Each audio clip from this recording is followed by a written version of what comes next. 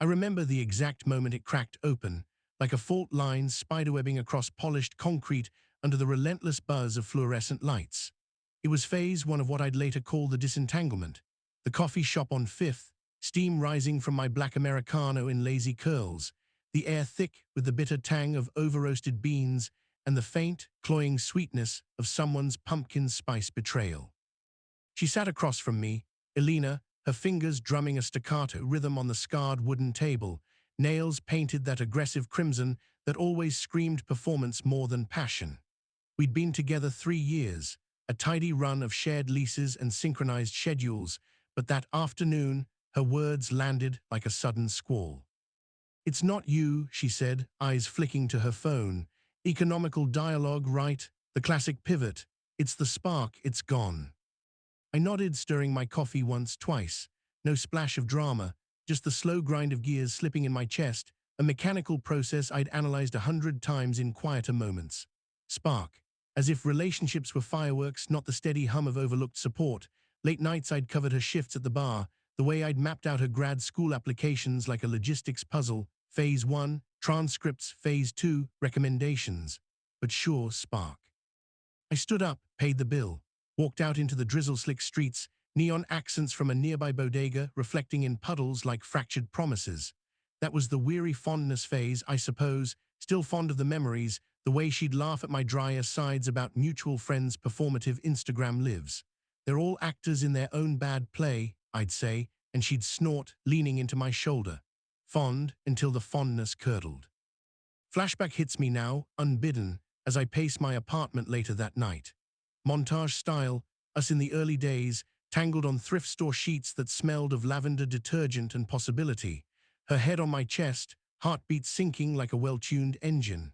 The weekend we drove to the coast, windows down, salt wind whipping her hair into wild Medusa strands.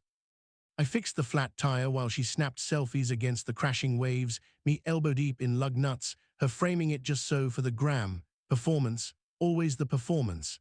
I'd chuckle then, ironic aside slipping out, just saving you from a fate worse than death, stranded with no signal.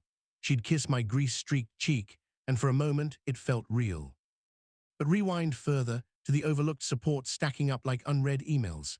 Phase 1 of her job hunt last year, I proofed her resume till it gleamed, swapped out bland verbs for precision strikes, orchestrated instead of helped with. Phase 2, mock interviews in our kitchen, me grilling her under the harsh glare of the pendant light, her answers sharpening like a blade on whetstone. She landed the gig at the marketing firm, all glass walls and open-plan pretension. Celebratory dinner at that fusion spot downtown, sashimi so fresh it quivered, sake warming my veins like liquid amber. "Couldn't have done it without you," she toasted. Lie or half-truth, the problem was solved, as it always was, until it wasn't. By evening, I'm back in the apartment we shared, the one with exposed brick that I'd sanded smooth myself one sweltering July weekend. Sensory overload, the faint must of rain-soaked boots by the door, her vanilla candle flickering on the mantel like a guilty beacon. She's out, packing a bag at her sister's, she texted, "Need space, space." As if our lives weren't already a logistical knot I'd been untangling solo. I sit on the couch, the leather creaking under me, cool against my skin. Introspection floods in, slow and immersive, like molasses pooling in the low points of my mind. Relationships as weather events. We'd started in summer haze, all golden light and easy breezes, evolved to this autumn chill, leaves skittering across sidewalks, harbingers of bare branches. Detached analysis. Was it ever truth or just relational performance? Her friend's circle, all performative vulnerability over bottomless brunches, tears artfully captured in stories that vanished after 24 hours. I'd watch her slip into it, mirroring their cadences, while I stayed the steady backdrop, the guy who fixed the Wi-Fi when the power flickered, who remembered her allergy to shellfish without fanfare. Overlooked. The irony, I joke about it in bed, post-coital haze. I'm the human Swiss Army knife, multi-tool for your emotional toolbox. She'd laugh, but the subtext lingered, a faint echo. Pacing accelerates now, my steps crisp on the hardwood, echoing like metronome ticks. Revelation phase hits, hyper-focused clarity snapping into place.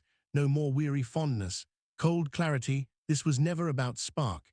It was about the performance ending, her auditioning for a shinier stage. Job loss, Now I still had mine, mid-level analyst at the logistics firm, spreadsheets my sanctuary of order, family conflict. Parents were fine, 2 states over, sending passive-aggressive care packages of homemade jerky. No, this was personal crisis distilled, a breakup that exposed the artifice. I grab a notepad, number the phases. Phase 1, inventory. I list assets, joint account, $2,400, split even. Furniture, couch mine, receipt in glove box, bed hers gift from mom, lease my name primary sublet clause intact. Phase 2, communications. Text her, come tomorrow 10 a.m. We'll sort logistics. No emojis, economical. Morning arrives with weak sunlight filtering through half-drawn blinds, dust motes dancing like indifferent spectators. Coffee brews, dark roast, no sugar. The door clicks open at 10:03. Elena enters, bag slung over shoulder, smelling of her sister's Chanel knockoff and fresh resolve. She's dressed for the kill, yoga pants, oversized sweater, the casual armor of post-breakup chic. Hey, she says, eyes scanning the space like an appraiser. Sit, I gesture to the chair opposite. No warmth. We run the checklist. Joint account, app open on my phone, transfer initiated, hers pings. Furniture, she nods at the bed frame, I hand over the key to her storage unit. Lease, papers signed, notary stamp fresh from the corner shop. It's mechanical, accelerating, crisp exchanges like gears meshing without friction. You okay? She asks, finally, pen pausing. The problem was solved. I meet her gaze, voice even. Dry humor slips in, just saving you from a fate worse than death, co-signing on my Netflix queue forever. She blinks, half smiles, the old reflex, but it's gone in a breath. She stands, hugs attempted, I sidestep, offer a handshake instead. Firm, professional, door closes, click.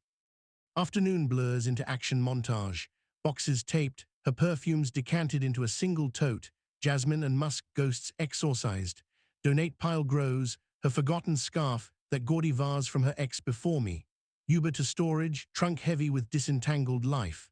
Back home, my home now, the space breathes freer, air circulating without the weight of her half-lived presence. Evening settles, slow again, immersive. I pour a scotch, neat, the peat smoke curling up like departing fog. Sensory details sharpen, the faint creak of floorboards settling, city hum distant through double-paned glass, my own breath steady, unhurried. Flashback one last time, that coast trip again but reversed, me driving now solo, windows down, wind scouring clean. No selfies, just the road unspooling, infinite. Empowerment crystallizes, cold and clear as new ice on a winter pond. Relational performance unmasked. She'd needed the audience, the likes, the validation script. I'd been the prop, the reliable engine. No more, themes repeat for emphasis. Overlooked support was my gift, not my chain. Logistical disentanglement, my art. Ironic aside to the empty room. Social dynamics decoded, everyone starring in their solo show, applauding mirrors. Night deepens, I sleep sound, no dreams of squalls or sparks. Peaceful detachment, the fault line sealed, concrete rippled smooth. Phases complete, forward. Word count, 1247.